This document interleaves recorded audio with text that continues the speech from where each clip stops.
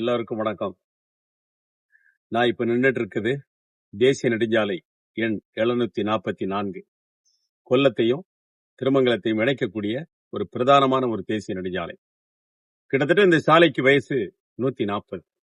அவ்வளவு ஒரு பாரம்பரியமான ஒரு ஒரு ஹெரிட்டேஜ் வே. இது அப்படி சொல்லிக்கலாம், ஒரு ஹெரிட்டேஜ் வே. இதுல இளஞ்சியில இருந்து செங்கோட்டையை தாண்டி இளஞ்சியில இருந்து புத்துக்கல் வலசை இணைக்கக்கூடிய இந்த பகுதி ஒரு முக்கியமான ஒரு பகுதி. நாங்க சின்ன பிள்ளையா இருக்கும்போது இந்த ரோட்ல யாருமே நான் பார்த்ததில்லை. ஆளரவமற்ற ஒரு சாலை, ரெண்டு பக்கமும் தென்னந்தோப்பு மாந்தோப்பு இருக்கும். ஆனா இன்னைக்கு இது ஒரு வணிக சாலையாக இன்றைக்கு மாறிடுச்சு. நிறைய வணிக நிறுவனங்கள் இந்த சாலையினுடைய இரண்டு பக்கம் இருக்கு. இந்த சாலையை 2020 ரயில்வே மேம்பாலம் போடணும், அதிகமான போக்குவரத்து ஆகி போச்சு. தேசிய நெடுஞ்சாலையாக அறிவிக்கப்பட்ட பிறகு எண் 208 முதல்ல இதுக்கு நம்பர். அப்ப அறிவிக்கப்பட்ட பிறகு அதிகமான போக்குவரத்து ஆகி போச்சு.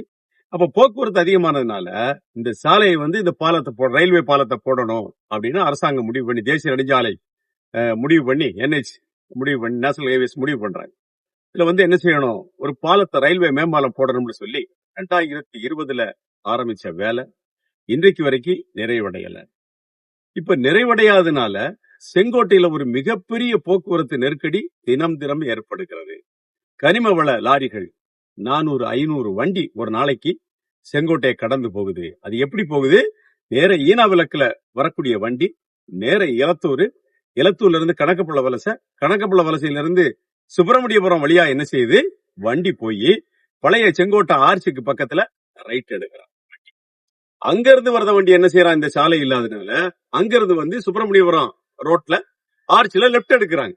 அப்போ இந்த வண்டி டிரைலர்கள்லாம் திரும்பும் போது ஒரு மிகப்பெரிய போக்குவரத்து நெருக்கடியை செங்கோட்டை கடந்த 5 வருடமாக எதிர்கொண்டிருக்கிறது. பிரச்சனை அதுதான்.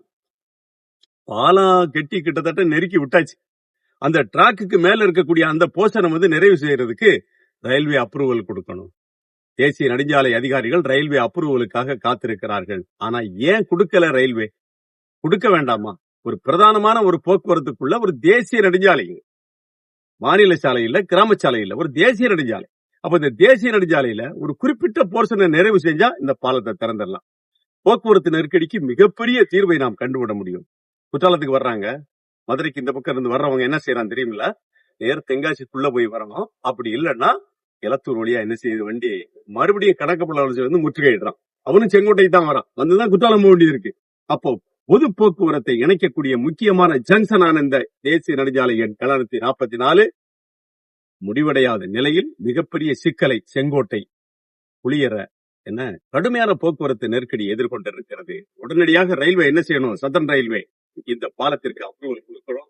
அப்ரூவல் கொடுக்கப்பட்டு இந்த பாலம் நிறைவடைந்து போக்குவரத்து தொடங்கினால்தான் இந்த எல்லைக்கு மேற்க இருக்கக்கூடிய பகுதிகள் போக்குவரத்து நெருக்கடியில் சிக்காமல் தப்பிக்கும். அப்ப ரயில்வே அதிகாரிகள் என்ன செய்யணும், சதன் ரயில்வே அதிகாரிகள் உடனடியாக பார்வையிட்டு என்ன செய்யுங்க, இந்த பாலத்தை நிறைவு செய்வதற்கு ஒரு வேலை செய்யுங்க, அப்ரூவல் கொடுங்க. தேசிய நெடுஞ்சாலை அதிகாரிகளுக்கு என்ன செய்யுங்க, அப்ரூவல் கொடுத்து இந்த பாலத்தை நிறைவு செய்து பாரம்பரியமான இந்த ஹெரிட்டேஜ் வே என்ன செய்யுங்க, திறந்து வைங்கன்னு கேட்டது. இல்லை என்று சொன்னால் இனி ஒரு ஆண்டுகள் இந்த பாலம் நிறைவடையாமல் இருக்கும் என்று சொன்னால் செங்கோட்டையில உள்ளூர்ல மருத்துவமனைக்கு கூட யாரும் போக முடியாது. குற்றாலத்துக்கு வரக்கூடிய சுற்றுலாவாசிகள் ஜூன் 1ஆம் தேதியிலிருந்து கூட்டமா வந்துட்டு இருக்கான்.